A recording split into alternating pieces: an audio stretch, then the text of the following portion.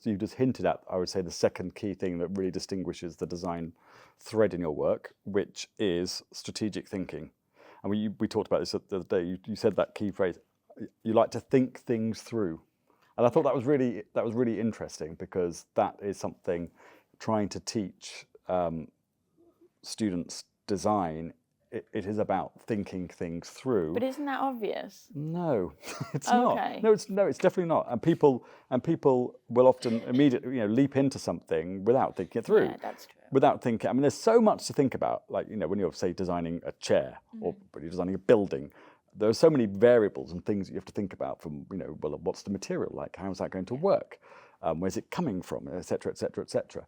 A lot of people can dive into making stuff without thinking about, well, how am I going to put this together? What is the qualities of this material? Will it work as this thing?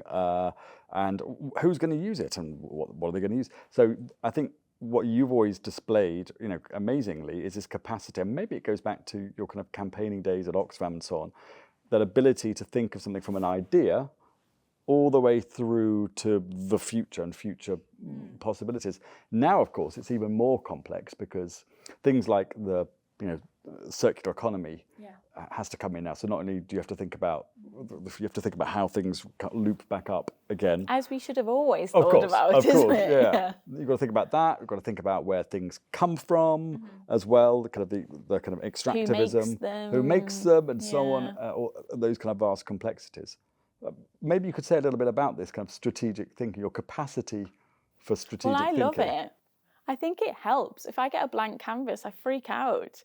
Like I work a lot with charities and art organisations, and when they say, oh, could we do something? I'm like, give me a really detailed brief, because the more focused it is, the more I can be creative. So who's your audience? What are the objectives? How long have we got? What's the budget?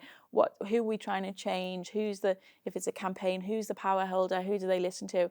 I think it's really important to get as much detail as possible to be able to answer all those questions. But I haven't said this story before.